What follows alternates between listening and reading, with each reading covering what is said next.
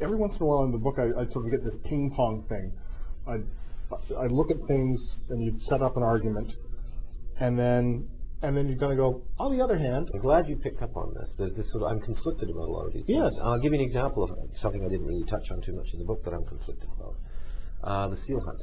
I support the seal hunt unequivocally, without apology, without question. I think it's perfectly sensible to question the quotas, to wonder whether or not we're assigning quotas in a way that's sufficiently precautionary and is taking into account climate change issues and variations in the productivity of the marine ecosystems within these seals live, and yada yada, woof woof. Yes, let's be very concerned about this. Let's be conservationists about this. But to say that these people should not be engaged in a perfectly sustainable harvest of a renewable resource within the ecosystems that support them is anti-environmentalists. It's ridiculous. So I'm for the Swilers. I'm for them, right? I'm for the Newfoundlanders who do this.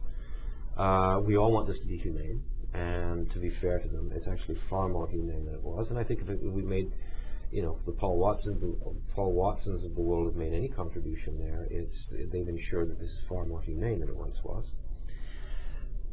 But on the other hand, we can sort of laugh at these, Paul McCartney types, right? Who and Brigitte Bardot come over, and Pamela Anderson, yes, the great intellectual contribution to the late 20th century, Pamela Anderson.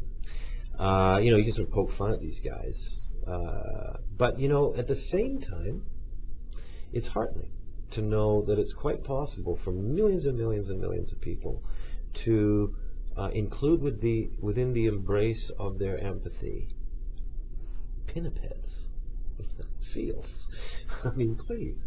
It's kind of endearing. I mean, this is actually what it means to be humans, these conflicting currents. And this is something that I said, I'm going to go there. I'm going to go there and see what happens. So if you want to do that, there is actually a place, there is actually a maelstrom. It's a word. I mean, I'm a writer, so I'm interested in words. And we know the word maelstrom, right? It's sort of like madness and cacophony and sort of anarchy. That's a maelstrom, right? Well, there actually is a place on Earth called the maelstrom. And it's the Mockstromen, which is a tidal phenomenon that is a very terrifying thing to be caught up in if you're a mariner or a whale, because whales actually die in this thing. It's just an astonishing bit of craziness, a vortex in the ocean that's just off the southern tip of Muskennesoy, which is an island in the Lofoten Islands. Edgar Allan Poe wrote about it. Jules Verne wrote about it. And this is where the last whaling culture on Earth persists. So if you want to get to the maelstrom of all of these conflicting currents about human beings and the way we think about animals, that's where you go. And you look very closely at whaling and the way we get all animated and bent out of shape about killing whales. And when you go there and you look at these questions, what you find is, well, the Lofoteners like eider ducks, these strange little ducks that they build little stone houses for them. And then when the ducks go away, they retrieve the feathers, and they're all very happy. They would never think of harming an eider duck. It's just ridiculous. And I sat and had a great lunch of minke whale meat with the guy who runs the last whaling plant in the Lofotens in the little island of Skrova. I have never heard anybody speak so eloquently and passionately in defense of killer whales, and avowing any harm that even the whale watching industry might cause to killer whales. It would be a sin, he said, to kill a killer whale. Here's a guy who runs a whale plant, but minke whales, well, they're like cattle, they sort of graze through the ocean. You go out and whack them, and it's all very humane, and you eat them. Different from a killer whale. Germans think that waterfowl hunting is an abomination. They can't understand North Americans going out and shooting ducks. How hideous, savage, barbaric. The most vociferous anti-whaling nations on the earth, the most vociferous anti-whaling nation is probably Australia. Australians slaughter hundreds of thousands of kangaroo every year. They like kangaroo meat. You cannot buy kangaroo meat in the United States. It's banned because it's considered absolutely and utterly barbaric. And round it goes.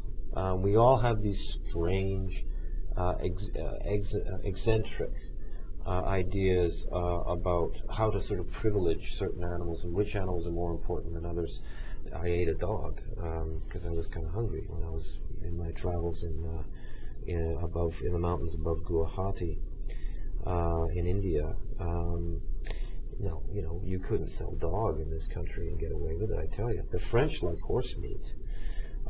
So, this is the conflicting and passionate and sort of the maelstrom of these relationships and ideas that we have about human beings and our place among and between functions of artificial selection and natural selection, the wild and the tamed, the living and the dead. It is only when you step outside the argumentation and the language of environmentalism that you begin to see a whole bunch of other stuff going on. And that's what I've tried to do in this book, is just to step outside of that, resort to the language of common speech, forget the jargon, strike out for the frontier, come back with a reliable report of what is out there. And that's what I've attempted.